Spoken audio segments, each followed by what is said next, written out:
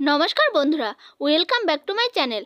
আজ আমি আপনাদের সাথে শেয়ার করব শুকনো চালের গুঁড়া দিয়ে সবচেয়ে সহজ পদ্ধতিতে পোয়া পিঠা বা তেলের পিঠা রেসিপি। আশা করছি আজকের এই রেসিপিটি আপনাদের অনেক ভালো লাগবে।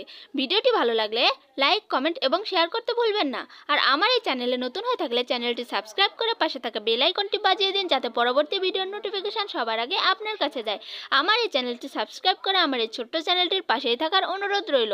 শীতকাল মানেই পিঠাপুলির সমাহার। বন্ধুরা, আপনারা সবাই জানেন শীতকালে সবার বাড়িতেই কম বেশি পিঠাপুলি তৈরি করা হয়, কারণ নতুন গুড়, নতুন চালের গুঁড়া এসব দিয়ে পিঠা সবারই খেতে ইচ্ছা করে। কিন্তু সবাই তো আর বানাতে পারে না ভালোভাবে। বানাতে গেলে হয়তো শক্ত থেকে যায়, নয়তো ফোলে না, এরকম প্রবলেম লেগেই থাকে সচরাচর। তাই বন্ধুরা, আমার এই ভিডিওটি ফলো করে যদি আপনারা এই পোয়া পিঠা বা তেলের পিঠা বানাতে চান, তাহলে অবশ্যই ভালোভাবে বানাতে পারবেন। তাহলে চলুন বন্ধুরা, ভিডিওটি শুরু করা যাক।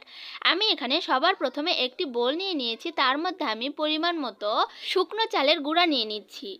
আর বন্ধুরা, খেয়াল রাখবেন, আমি যতগুলো শুকনো চালের গুঁড়া নেব তার থেকে অর্ধেক পরিমাণে আমি ময়দা নেব। তারপরে দিয়ে দেব 1 চিমটি বেকিং পাউডার। হাতের কাছে যদি বেকিং পাউডার না থাকে তাহলে বেকিং সোডাও আপনারা ব্যবহার করতে পারেন। তারপরে আমি এর মধ্যে দিয়ে দিলাম 1 চামচের মতো লবণ। তারপর আমি শুকনো উপকরণগুলো সবগুলো ভালোভাবে মিশিয়ে নিচ্ছি। বন্ধুরা, আমি ময়দা দিয়েছি এই জন্য পিঠাটা যাতে নরম হয়। নরম আর তুলতুলে পিঠা বানাতে চাইলে অবশ্যই ময়দা দিতে হবে। এখানে দেখতেই পাচ্ছেন বন্ধুরা, আমি এখানে গুড় ভেঙে টুকরো টুকরো করে একটু জল দিয়ে নিয়েছি। ভালো পিঠা বানাতে হলে অবশ্যই আমার এই ভিডিও ফলো করতে হবে। অনেকেই খেজুরের গুড় এইভাবে না গলিয়ে অমনি ভেঙে দিয়ে দেয়, তখন কিন্তু ওই ব্যাটারটি ভালো মতো হবে না। ব্যাটারের মধ্যে গুড়ের টুকরো টুকরো দলা থেকে যাবে, সেই জন্য আগে গুড়টা অল্প জল দিয়ে এরকম করে গলিয়ে নিতে হবে। দেখতে পাচ্ছেন বন্ধুরা, অনেক ভালোভাবে গুড়ে বলক চলে এসেছে। আমি এখন এরকম করে হাতা দিয়ে নেড়ে নেড়ে দেব, যাতে গুড়ের দলাগুলো তাড়াতাড়ি করে ভেঙে যায়। আর এইভাবে গুড় যদি আপনারা জাল করে নেন, তাহলে কিন্তু গুড়ের যে টক গন্ধটা আছে এই গন্ধটা চলে গিয়ে অনেক সুন্দর একটা ঘ্রাণ বের হয়ে আসে। আর গুড়ের কালারটিও অনেক সুন্দর হয়। এতে করে পিঠার কালার আর পিঠার স্বাদ দুটোই বেড়ে যায়। দেখতেই পাচ্ছেন বন্ধুরা, গুড়ের মধ্যে কিন্তু আর একটুও দলা নেই, একেবারে ফেনা ফেনা, আর কালারটাও অনেক সুন্দর হয়ে গিয়েছে। আমি এখন গুড়টা নামিয়ে রাখবো ঠান্ডা হওয়ার জন্য। একেবারে বেশি ঠান্ডা করব না, কুসুম কুসুম গরম যখন রয়ে যাবে আমি ওই গুড়টাই আটার মধ্যে দিয়ে দেব। কারণ ব্যাটারটি আমি যখন তৈরি করব, ঠান্ডা গুঁড়ো দেওয়া যাবে না ওর মধ্যে, আর ঠান্ডা জলও দেওয়া যাবে না, তাহলে পিঠা কিন্তু শক্ত হয়ে যাবে। আমি যেহেতু নরম আর তুলতুলে করে বানাবো, সেই জন্য আমার এদিকে খেয়াল রাখতে হবে গুড় যেন কুসুম কুসুম গরম থাকে। একেবারে বেশি গরম থাকাও যাবে না, তাহলে আবার আটার মধ্যে দিলে আটা সিদ্ধ হয়ে যাবে, তখন আর ব্যাটারটি তৈরি করতে পারবো না। এইদিকে আমি পিঠে বানানোর জন্য গরম জল বসিয়ে দিয়েছি। গরম জলে বলকও চলে এসেছে। আমি এখন জলটাও নামিয়ে রাখবো। এখন আমি আটার মধ্যে অল্প অল্প করে গুড় দিয়ে দেব। আপনারা আপনাদের পরিমাণ মতো গুড়ের মধ্যে দিয়ে দেবেন, কিন্তু সবগুলো একবারে না দিয়ে অল্প করে দিয়ে আগে মিশিয়ে নেবেন। তারপরে আবারও কিছু পরিমাণে গুড় দিয়ে আবার একইভাবে ভালো করে মিশিয়ে নেবেন। আমার পরিবারের লোকেরা সবাই একটু মিষ্টি কম খায়, তাই আমি একটু মিষ্টি কম দিয়েই বানিয়েছি। আমি এখন এর মধ্যে অল্প অল্প করে কুসুম গরম জল দিয়ে দেব। জল কিন্তু একবারে বেশি করে দেওয়া যাবে না, তাহলে আবার পাতলা হয়ে যাবে। তাই অল্প অল্প করে দিয়ে ভালো করে মিশিয়ে দেখতে হবে যে কতটুকু পরিমাণে জল লাগবে। ব্যাটারটি এমনভাবে তৈরি করতে হবে, একেবারে ঘনও নয় আর একেবারে পাতলাও নয়, একেবারে মিডিয়ামে রাখতে হবে। দেখতে পাচ্ছেন বন্ধুরা, আমি প্রথমে একটু জল দিয়ে আটাগুলো এমনভাবে ব্যাটারটি তৈরি করে নিয়েছি যাতে একটুও দলা না থাকে। এখন একটু জল কম হয়ে গিয়েছিল, তাই আমি আবারও একটুখানি জল দিয়ে পুনরায় ব্যাটারটি তৈরি করে নিচ্ছি। ব্যাটারটি একেবারে ভালোভাবে ফেটাতে থাকবেন বন্ধুরা, যাতে একেবারে আটাগুলো ফিনিশিং হয়ে যায়, একটুও দলা না থাকে। দলা থাকলে কিন্তু পিঠাগুলো ভালো করে হবে না।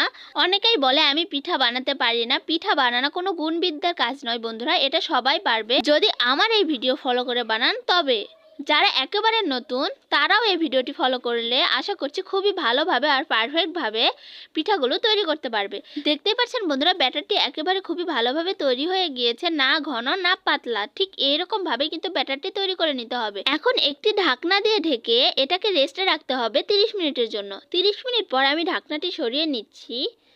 দেখতেই পাচ্ছেন বন্ধুরা, কালারটিও কত সুন্দর হয়ে গিয়েছে আর ব্যাটারটিও কিন্তু অনেকটা ঘন লাগছে। ঠিক এইরকম ঘন ঘন করেই কিন্তু করতে হবে। এখন আমি পিঠা ভাজার জন্য চুলায় একটি কড়াই বসিয়ে দিয়েছি। কড়াইয়ে দিয়ে দিচ্ছি পরিমাণ মতো তেল। এমনভাবে তেলটা দিতে হবে যাতে পিঠা দেওয়ার পরে পিঠাটা ডুবে যায় এবং পরবর্তীতে উপরে ফুলে ভেসে ওঠে।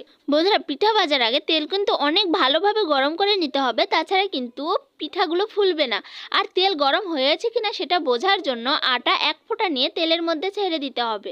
যদি সেই আটাটা তাড়াতাড়ি করে তেলের উপরে ভেসে ওঠে তাহলে মনে করবেন যে তেল পুরোপুরিভাবে গরম হয়ে গিয়েছে। আমি এখন তেল থেকে ওই টুকরোগুলো তুলে নিয়ে 1 চামচ পিঠের বাটার তেলের মধ্যে দিয়ে দিচ্ছি। আমি 1 চামচ করেই দিয়ে দিচ্ছি, আপনারা চাইলে বড় চামচও নিতে পারেন। আমি ছোট চামচ দিয়ে ছোট ছোট করেই পিঠা বানাবো, সেই জন্য আমি ছোট চামচ দিয়ে দিয়েছি। দেখতেই পাচ্ছেন বন্ধুরা, পিঠে উপরে কিন্তু ভেসে উঠেছে এবং সুন্দর করে বলের মতো ফুলে উঠেছে। কত সুন্দর করে হয়েছে দেখতেই পাচ্ছেন বন্ধুরা। আমি এখন একটি ছাঁকনির সাহায্যে পিঠাটা উল্টিয়ে দিলাম, অপর পাশেও সুন্দর করে ভেজে নেব। পিঠা ভাজার সময় এক পাশে 1 মিনিটের মতো ভাজবেন আর এক পাশে 1 মিনিটের মতো ভাজবেন, তাহলেই কিন্তু পুরোপুরিভাবে পিঠাটা ভালোভাবে ভাজা হয়ে যাবে। এত বেশি ভাজার দরকার নেই।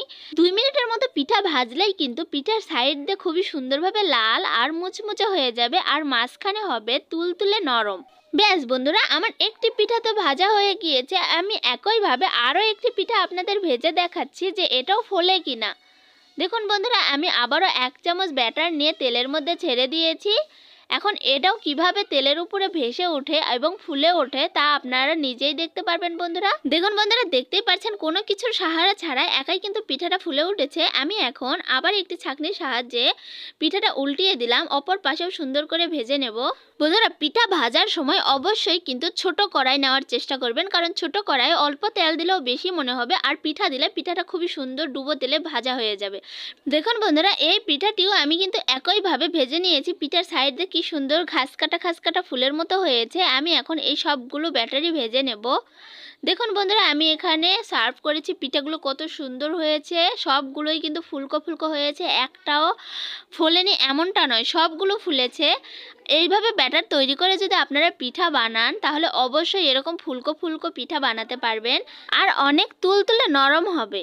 আমি এখন একটি পিঠা হাতে নিয়ে আপনাদের দেখিয়ে দিচ্ছি বন্ধুরা, আসলে পিঠাটি কত নরম হয়েছে। দেখুন বন্ধুরা, দেখতেই পাচ্ছেন কতটা নরম হয়েছে।